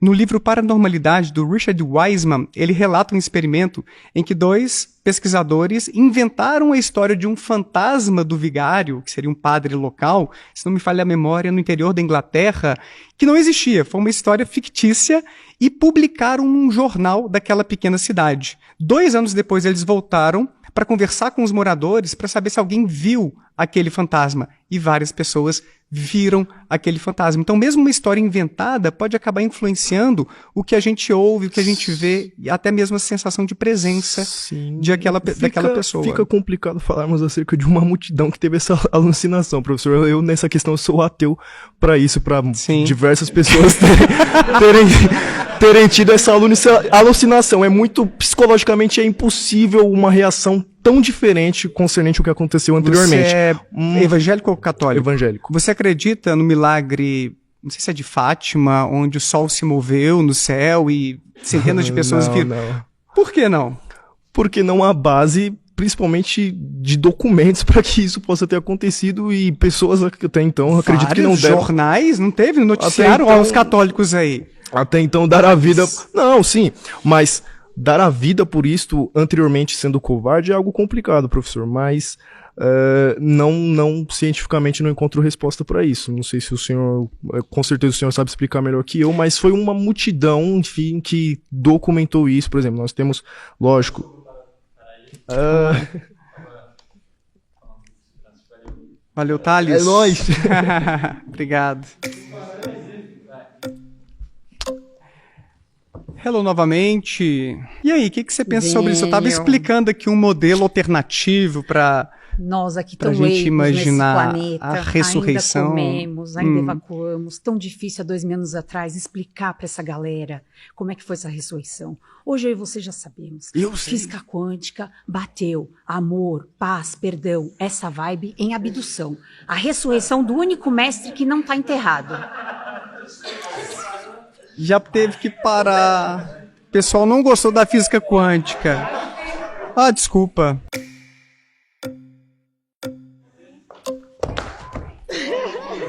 E aí, meu caro? Prazer. Como é que você chama? Emanuel Gênesis. Emanuel Gênesis, olha. Ah.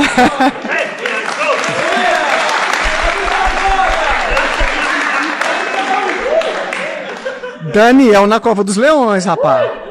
Então, professor, entrando nesse tema da ressurreição, aproveitando o insight que o senhor deu das alucinações, eu acredito que se Jesus não tivesse ressuscitado, ele não teria cumprido a sua missão. E se fosse esse o propósito, não seria necessário ele morrer, porque ele não ressuscitaria. Só que foi necessário ele morrer para ressuscitar e cumprir sua missão. Trazendo as alucinações em grupo, eu quero ouvir do senhor como o senhor explica a alucinação de Tomé, sendo que ele era confesso que não acreditava que Jesus tinha ressuscitado. Muito interessante. Aí eu ia até trazer esse ponto para conversar com o Thales agora há pouco. Quando a gente parte de uma cosmovisão muito forte que a gente tem, tá tudo certo, tá? Não estou julgando você por isso. Ou seja, que Jesus de fato ressuscitou, o cristianismo é a verdade sobre tudo. Você toma as escrituras, as passagens, como verídicas, como inquestionáveis, talvez até inerrantes, dependendo da sua perspectiva teológica. E o que os historiadores ensinam sobre a Bíblia é que existe ali lastros de historicidade, ou seja, tem elementos ali que realmente batem em alguma medida com acontecimentos, mas não é tudo. O historiador Jonathan Matisse, por exemplo, ele levou alguns dados ao meu canal, quando a gente fez uma live a respeito disso, dizendo que, por exemplo, os evangelhos sinóticos, Mateus, Marcos e Lucas, têm entre 20% e 30% de historicidade, e o evangelho de João, que foi escrito na virada do século I para o século II, é o mais tardio, teria cerca de 10% apenas de historicidade. E o resto, Daniel, aqueles 70%, 80% ou 90% no caso de João, seriam mitos, seriam lendas, seriam contos que foram sendo inventados ou a partir de alguns elementos históricos foram sendo distorcidos e naquele telefone sem fio que a gente comentou mais cedo, chegaram décadas depois em pessoas como Paulo inicialmente, depois de uns 15 ou 20 anos da morte de Jesus e depois de uns 40 anos nas pessoas que escreveram os evangelhos. Então, o trabalho dos historiadores é justamente separar o joio do trigo. E aí a gente tem que ter cuidado de achar que cada linha que está ali, o Tomé chegou e encostou no corpo de Jesus, retrata literalmente o que aconteceu lá atrás. Senão a gente vai ter que aceitar cada linha de coisas, eu acho que são bem implausíveis, que a gente encontra ali. Você acredita em tudo que está ali na Bíblia? De cabo a rabo? Então, ou tem assim, tem algumas tem coisas alguns que trechos... são linguagem figurada. Porém, nessa parte, quando Jesus apareceu, Tomé não foi lá e tocou no corpo de Jesus. Jesus apareceu e falou com todo mundo, que a paz esteja convosco. Tomé, na hora, viu que era Jesus, desabou, se ajoelhou e falou, meu Senhor e meu Deus. Agora, você sabe que existem alucinações táteis também, aquelas pesquisas que eu estava mencionando. Então, é possível que Tomé tenha existido mesmo e encostado em Jesus. Mas será que aquele elemento não foi reunido como se houvesse toda aquela situação e Jesus atravessou a porta e assim por diante? Então a gente tem que ir um pouquinho com os historiadores para ver uma outra perspectiva sobre o texto e não apenas aquela que a gente aprende na igreja. Eu acho que essa é uma mensagem importante que eu gostaria de deixar também, inclusive. Então, debatendo... Desculpa. Mas... eu queria continuar aqui debatendo historicamente uma parte que não está na Bíblia. O Tomé morreu executado evangelizando na Índia. Olha, na Índia? Na Índia. Essa eu não sabia. Massa. Valeu, Gênesis. Tá bom. Pessoal, obrigado demais pelos desafios aí que vocês me trouxeram. Eu acho muito rico ter esse tipo de oportunidade. No meu canal, eu recebo não apenas pessoas que já passaram pela religião, que são ateias como eu, mas também pessoas de fé. Eu já entrevistei pastores, médiuns. Eu gosto de entender a perspectiva de vocês e respeito muito. Inclusive, a minha esposa é cristã, tá ali em cima, e estava torcendo por vocês. Isso aí é um tipo de infidelidade, hein? Fidelidade espiritual. O que é isso? Mas eu acho muito... pois é, Nath. Olha lá, ó. Tava lá torcendo para vocês. Mas eu agradeço muito a paciência, a atenção. Espero que eu não tenha sido em nenhum momento indelicado, ofensivo. Eu acredito muito num diálogo saudável, que a gente tenha tolerância, que a gente possa conviver bem com pessoas com perspectivas diferentes. Eu acho que a gente aprende muito nesses tipos de discussão. E quem quiser me conhecer um pouco mais, acompanhar as minhas entrevistas, as minhas reflexões, eu tenho um canal que leva o meu nome, Prof. Daniel Gontijo, onde eu discuto isso consistentemente, de uma maneira respeitosa sempre, espero que saudável também. E tenho também o Instituto Ponto Azul, onde a gente tem uma formação em ciência e filosofia, com cursos sobre esses temas também, filosofia da religião, psicologia das seitas. O meu propósito não é, gente, eu acho importante deixar isso claro também, que as pessoas abram mão de sua fé. Eu sei, como alguns casos que apareceram aqui, que a espiritualidade pode fazer bem para muita gente, e isso é muito massa. Mas, quando existe um tipo de crença ou prática que acaba produzindo sofrimento nos outros, líderes abusivos, charlatões que aparecem por aí, aí eu fico indignado e boto a boca no trombone ali. Então é mais sobre isso do que sobre ser uma atitude contra a fé das pessoas. Vocês têm toda a liberdade do mundo e, mais uma vez, agradeço demais pela oportunidade de estar aqui com vocês. Valeu, gente.